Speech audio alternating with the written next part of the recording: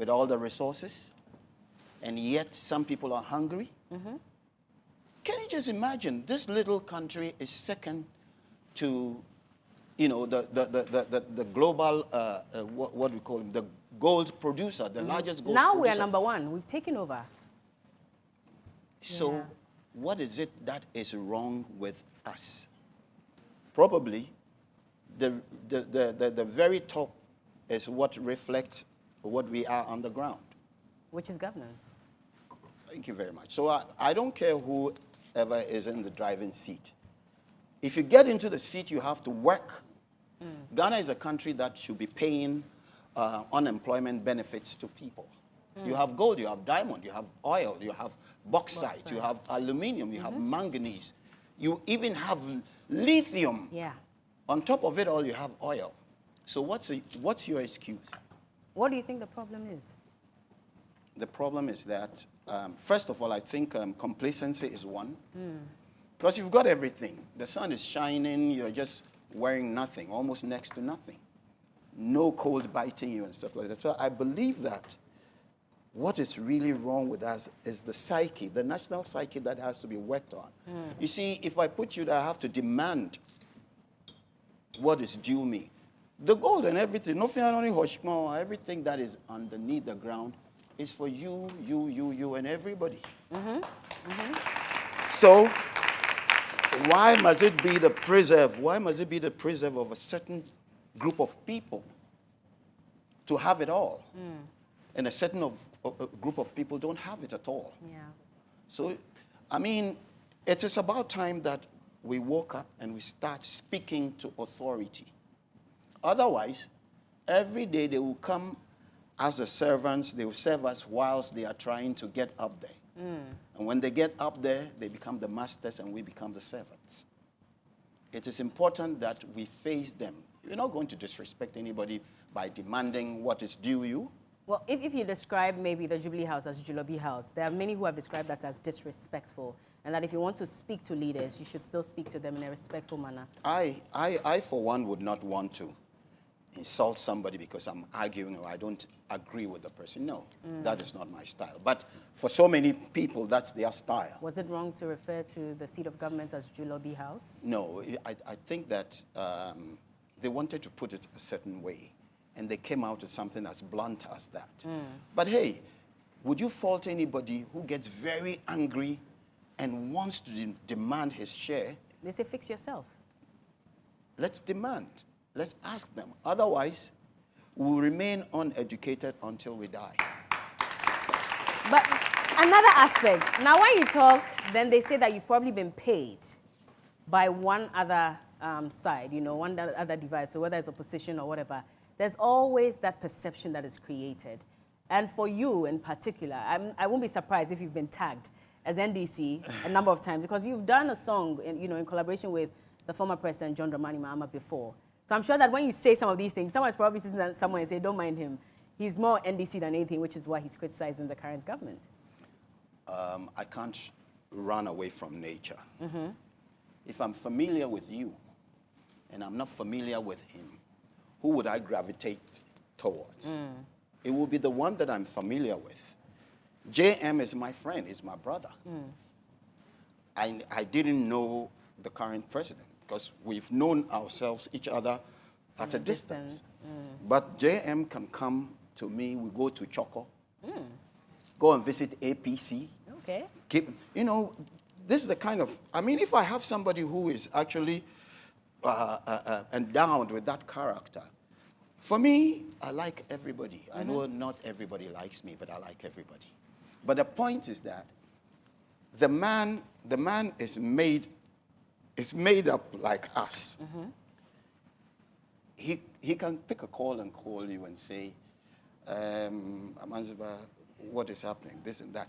I mean, he wants to know what is happening.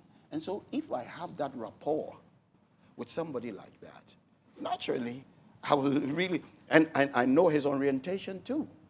He's not just a politician. That man is a humanitarian. You understand? So for me, I don't really care if you will tag me. If you tag me, look, if the current political dispensation is anything to go by. Everybody is supposed to be a little bit comfortable. But I can tell you, there are times that you can even witness people who are traveling to the extreme end of poverty and hunger. What if indeed you are a father, you are a mother, you definitely want the hungry bellies to be filled. Yeah. And so if I have a friend who is really cast in that mode, who is a humanitarian, who is, I mean, obviously I would definitely lean more be. So tag me if you want. But in that case, if another party wants to pay you to do a song for them, for their campaign, would you do it? Does it really matter what their ideologies may be? Well, every politician steps out to say that they are for the good of the people, aren't they? Yeah. So if you want me to do a song for you, I will really have to appraise the content. If you want me to do it outright, then I'm going to do it my way. Okay. Because I'm actually not going to preach on partisan lines. I'm going to preach on national lines, where I believe that what you're bringing me, what you want me to do for you will contribute to the upliftment of the entire population. But if it's just like coming to sing, let's say my symbol is a mouse, and if I say what does it mean? You understand? I want you to bring me something that will at least, you know, there's food for the body, right? And there's food for the soul. The food for the body, wampesie bi fufu bini, you know. Then there's food for the soul, and the food for the soul is music. Yeah.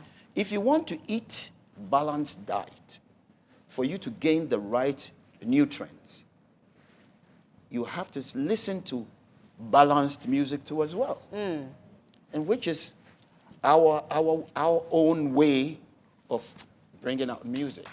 You understand? So as for the politicians, just leave them on the side. Just leave them, Bella. Leave them, because you see, I think that greed is what blinds a person. That really, what all of us will have to take bits and pieces of, you want to take it all. It's greed. So that if I really think that you need something, and I have loads of it, for instance, if you are the richest man in this area, you think you will have peace, it will come from Kotobabi, Nima, they will come to your house. Those who are coming to Bagel, and those who are genuinely coming to ask you for food. Yeah. So why is it that if you're a politician, you don't first look for the welfare of the people? After all, what do we need? Schools, clinic, hospitals, and what else? Employment and the food and employment. Is that not what we want? Yeah. Have we asked you to give us skyscrapers? We want, even if it is my thatched roof house, my mud house, and I have my TV, I have my fridge, I have everything in it. Why would I come and bother about you stealing millions? You steal. I mean, at the end of the day, I mean, the law will deal with you. Come on, the law sleeps sometimes, and God goes on leave, so karma comes in. Of course. Don't just sit. Demand. And when we sing, they say we are singing. Look, for instance, Wogbejeke Yeah. is used by almost all the political parties. It's a two-edged sword, right? Get uba, no ko okwa, no ko oba oba chumo wo hin ya fo. Ke lacha no ke chumo anonya mfe. Be mini jino no fi.